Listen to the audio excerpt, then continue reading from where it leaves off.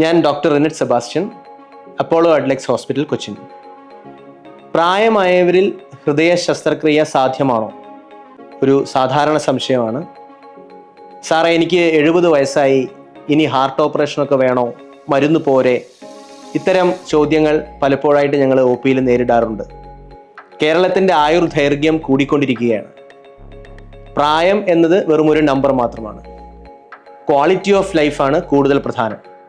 നിങ്ങളുടെ പ്രായം എത്ര തന്നെയായാലും മറ്റൊരാളുടെ സഹായമില്ലാതെ, മറ്റ് വ്യക്തികളെ ബുദ്ധിമുട്ടിക്കാതെ ഇൻഡിപെൻഡൻ്റായി ഒരു വ്യക്തി ജീവിതം നിങ്ങൾക്ക് സാധ്യമാണെങ്കിൽ, അതിന് സഹായകരമാകുന്നു ഹാർട്ട് സർജറി എങ്കിൽ, ഭയം കൂടാതെ ഏതു പ്രായത്തിലും ഹാർട്ട് സർജറി ചെയ്യുക തന്നെയാണ് വേണ്ടത്.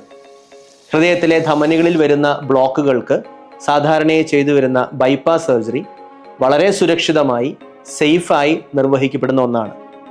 പ്രായം എന്ന ഒരൊറ്റ നമ്പർ പറഞ്ഞ് അതിൽ നിന്ന് മാറി നടക്കാതെ, എന്താണ് എനിക്ക് ഈ ഒരു സർജറി ചെയ്യുമ്പോൾ ഉണ്ടാകാൻ സാധ്യതയുള്ള അപകടങ്ങൾ, റിസ്ക് എത്രത്തോളം ഉണ്ട് എന്നത് വ്യക്തമായി മനസ്സിലാക്കിയതിന് ശേഷം ധൈര്യപൂർവ്വം സർജറി ചെയ്യാം എന്നൊരു സർജൻ പറയുകയാണെങ്കിൽ ആ ശസ്ത്രക്രിയയ്ക്ക് വിധേയനാവുക തന്നെയാണ് ചെയ്യേണ്ടത്.